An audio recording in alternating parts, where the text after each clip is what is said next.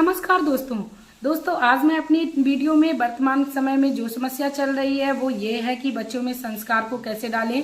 ऐसे कौन से कार्य हैं जो बच्चों के साथ करें जो बच्चे हमारे शुभ बुद्धि को प्रदान हो और आगे चल के वह अपना भविष्य जो है वो उज्जवल बना सके।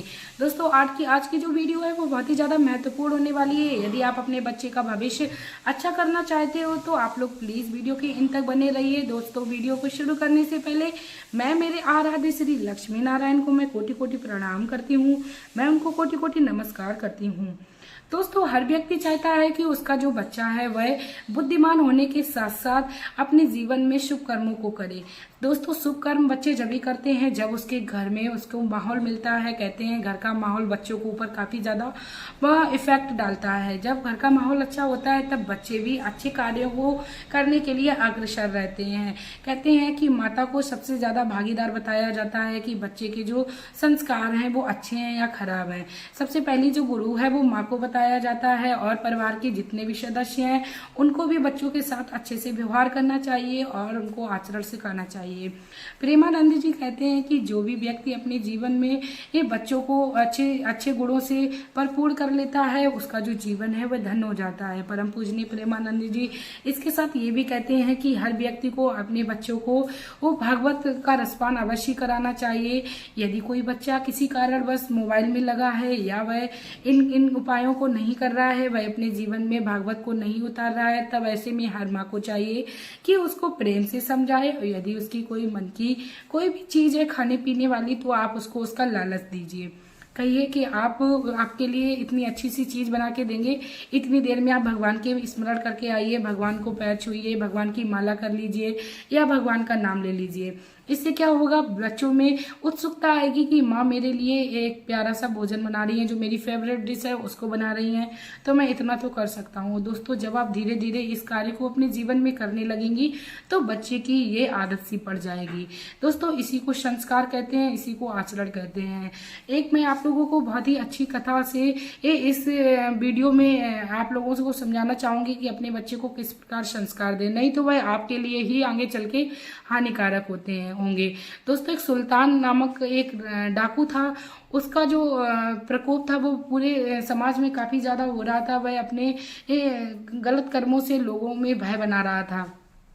लेकिन कहा जाता है कि एक दिन इन बुरी चीजों का अंत जरूर होता है। तो एक दिन वह सुल्तान डाकू जो है वो पकड़ जाता है चोरी के अपराध में और उसको फांसी की सजा सुनाई जाती है। तब उससे पूछा जाता है, क्योंकि हर फांसी देने वाले को उसकी लास्ट इच्छा पूछी जाती है, तो उससे पूछा गया तुम्हारी लास्ट इच्छा क्या है।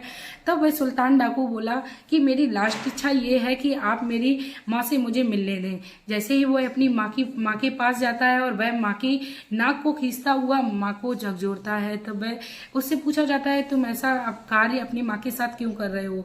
तब वह कहता है कि यदि मेरी माँ ने जब मैं स्कूल से एक पेंसिल को चुरा के लाया था तब उसे मुझे मारा होता, तब मुझे ये चोरी करने से रोका होता, तो आज मैं इतनी बड़ी चोरी नहीं करता, ना आज मैं मृत्यु के मुंह में जाता।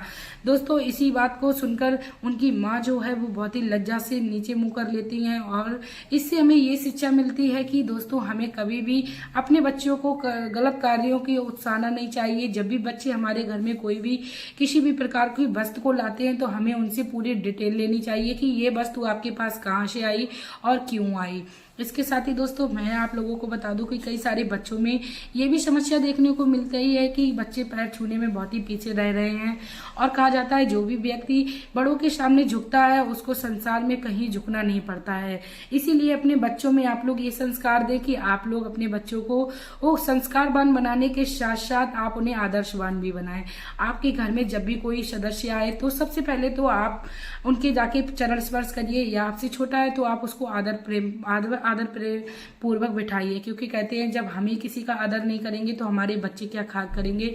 इसीलिए हमें अपने घर में आए हुए अतिथि का आदर सम्मान करना चाहिए। यदि वो बड़े हैं तो सबसे पहले तो हमें उनके चरण स्पर्श करेंगे, उसके बाद बच्चे करेंगे। यदि कारणवश कोई बच्चा नहीं कर रहा है तब ऐसे में उसको समझाना है। आपको भले ही ये कहना पड़े कि आपकी इंसल्ट होती है, आप ऐसा कार्य करते हो, वो जब आप किसी के पैर छूते हो तो आपको आशीर्वाद मिलता है। इसके साथ ही आपको आगे चल के अपने जीवन में धन संपत्ति भी मिलेगी। दोस्तों यदि ये किसी अच्छे के लिए हमें बच्चों को लालच देना पड़ता है तब तो ये हमारे जीवन के लिए बहुत ही अच्छा है। तो आप अपने बच्चे को इस प्रकार भी समझा सकते हैं और चरण स्पर्श की ये पूरी परिभाषा को भी समझा सकते हैं। कह सकते हैं कि जब आप किसी के चरण स्पर्श करते हो इससे आशीर्वाद मिलता ही है, साथ में उस व्यक्ति की कांति भी आप में आ जाती है। कहते हैं विद्वान पुरुष के पैर इसीलिए छुए जाते हैं कि उनके अंदर की जो कांति है वो हमारे अंदर प्रविष्ट हो जाए।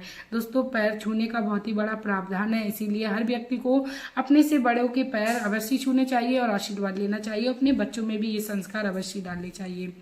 कई सारे बच्चों का क्या होता है पढ़ाई में मन नहीं लगता है, तब ऐसे में क्या करना है, आपको अपने घर में स्थिर होकर बैठना है। माता को चाहिए कि बच्चे को थोड़ा सा समय दे, भले ही आपको उसके सिलेबस का कुछ भी ना आता हो, आप उसके सामने ऐसे स्थिर होकर बैठ जाइए कि आपको सब कुछ आता है और आप उस पर थोड़ा सा प्रेशर डालिए कि बेटा आप पढ़िए। यदि आप पढ़ोगे तो मैं आपको आपके मन की चीज ला के दूंगी, या आप अपने एग्जाम में अच्छे नंबर लाओगे तो मैं आपको ये ट्रिप दूंगी, घुमाने ले जाऊंगी। इस तरीके की जब आप अपने बच्चों को प्रेरणा देते हैं या इस तरीके की बातों को जब अपने बच्चों से करते हैं, कहते हैं जो छोटे छोटे बच्चे होते हैं उनको हम जिस भी सांचे में ढाल लेते हैं वो उसी सांचे में ढल जाएंगे। दोस्तों कहते हैं कि हर बच्चे में माँ के ही संस्कार आते हैं। यदि माँ चाहे तो बच्चे को अच्छा बना दे और यदि माँ चाहे तो बच्चे को बुरा बना दे। इसीलिए बच्चों को अपने हमेशा ही अच्छे मार्ग की ओर ले जाना चाहिए और अच्छे मार्ग की तरफ आप अपने बच्चे को जब ही ले जा पाएंगी जब आप खुद भी अच्छा कार्य करेंगी। कई सारे घरों में मैंने देखा है कि पारिवारिक कभी ना कभी बातें होती रहती हैं, जहाँ चार बर्तन होते हैं वहाँ पे खटकना ही होता है। लेकिन कभी भी भूल कर भी हम ये कार्य नहीं करने चाहिए कि कोई भी बड़ों से कोई बात हो रही है, बच्चे बीच में बोले, उस समय चाहे हम लोगों को कितनी भी गुस्सा हो बच्चों को तुरंत टोकना चाहिए कि आप बीच में ना बोलो। हम बड़े जब बीच में बात कर रहे होते हैं तब बच्चों को बोलना अच्छा नहीं होता है। इसके साथ ही दोस्तों काफी बार हम लोगों ने देखा होता है कि जब हमारे ये घर में किसी से हम लोगों की बहसबाजी हो जाती है तो बाद में हम उस व्यक्ति के लिए गंदा संदा बड़बड़ाते रहते हैं और उस समय बच्चा जो होता है वो माँ की साइड लेते हुए उस व्यक्ति के लिए बुरा बोल रहा होता है। तब माँ को बहुत अच्छा लगता है थोड़ी देर के लिए कि मेरा बच्चा देखो मेरी साइड ले रहा है और उस व्यक्ति को बुरा भला कह रहा है। दोस्तों यही आगे चल के हमारे लिए दुखदायी बन जाता है। इसीलिए आप अपनी आदतों में थोड़ा थोड़ा सुधार लाएं। यदि बच्चा किसी भी गलत कार्य को कर रहा है और किसी भी व्यक्ति के लिए बुरा बोल रहा है, भले ही आपके मन में उसके लिए काफी ज्यादा अंदर से झुलझुलाहट चल रही हो, लेकिन आप उस समय अपने बच्चे को अवश्य रोकिए, क्योंकि यही बच्चा आगे चलकर आपके लिए भी ऐसा बोलेगा। इसीलिए आप अपनी आदतों में सुधार करते हुए और अपने मन को शांत करते हुए, एकाग्र करते हुए उस बच्चे को तुरंत वहां पे समझाएं। इसके साथ ही दोस्तों लास्ट में अब आप लोगों को मैं एक और टिप देना चाहूंगी कि जब भी आपके घर में बच्चे स्कूल से आए तो आप कितने भी बिजी हों, आप उसको अपने हाथों से खाना दें, अपने हाथों से बच्चों के कपड़े को उतारें। अपने कई लोगों का क्या होता है बड़ा एकदम डिसिप्लिन बना देते हैं, कहते हैं कि नहीं आपको ही ये काम करना है। अरे भाई बच्चा जब माँ से इतनी देर दूर रहा है तो हर माँ का फर्ज बनता है कि बेटा जब आया है, या बेटी हो, आपका कोई भी बच्चा हो, चाहे बेटा हो चाहे बेटी, आप उसके साथ प्रेम पूर्वक बर्ताव करिए। आप उसको प्रेम से भोजन परस के दीजिए। यदि बच्चा खा नहीं रहा तो एक दो बाइट आप अपने हाथों से भी खिलाइए। आप उसकी चीजों को थोड़ी देर के लिए खुद ही उठा के रख दीजिए, भले ही थोड़ी देर में आप उसको डिसिप्लिन सिखा दीजिए कि बेटा आपको ये काम खुद करना था लेकिन मैंने कर दिया, आगे चल के आप खुद कर लेना। जब हम बच्चों को प्यार से समझाते हैं या बच्चों के सामने कोई भी अच्छे कार्य करते हैं तो बच्चे उसको अवश्य अपने जीवन में उतार लेते हैं। बच्चों के सामने हमें श्री हरि नाम का एक बार अवश्य दिन में जाप करना चाहिए। यदि संभव हो जाए तो आप कई बार भी कर सकते हो, नहीं तो स्कूल जाते समय हमें बच्चों से अवश्य श्री हरि या आपके जो भी आराध्य है उनका स्मरण कराना चाहिए। कहते हैं बच्चों में ये आदतें नहीं होती हैं, लेकिन हम बड़ों को हमेशा ये सोचना चाहिए कि हमारे बच्चे जब भी घर से बाहर जा रहे हों तो श्री हरि का नाम लें, और उनको ये सिखाना चाहिए कि जब आप अपने जीवन में किसी भी आराध्य का नाम लेते हैं तो भगवान हमारे साथ चलते हैं और हमें किसी भी प्रकार की मार्ग में कोई कठिनाई और मुसीबत नहीं होती है।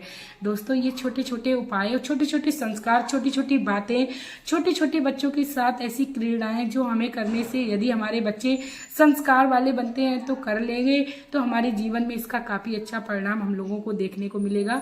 कभी भी बुढ़ापे में हमें इस तरीके की समस्या देखने को नहीं मिलेगी। आजकल का ये समय चल रहा है कि बच्चे माता पिता से दूर रहने लगे हैं। यदि हम लोग छोटे से ही बच्चों को अच्छे संस्कार देंगे तो बच्चे इस तरीके तरीके की क्रिया करने से पहले 10 बार सोचेंगे और अपने माता पिता को कभी दुखी नहीं देख सकेंगे। इसी के साथ दोस्तों आप लोगों से मैं रिक्वेस्ट करना चाहूंगी, यदि आप लोग मेरे चैनल पर नए हो और यदि आप लोगों को मेरी ये वीडियो अच्छी लगी हो तो प्लीज आप लोग मेरी इस वीडियो को ज्यादा से ज्यादा शेयर करें, चैनल को भी सब्सक्राइब कर लें, वीडियो को लाइक कर दें, साथ में कमेंट बॉक्स में आप श्री लक्ष्मी नारायण का प्यारा सा कमेंट कर दीजिए।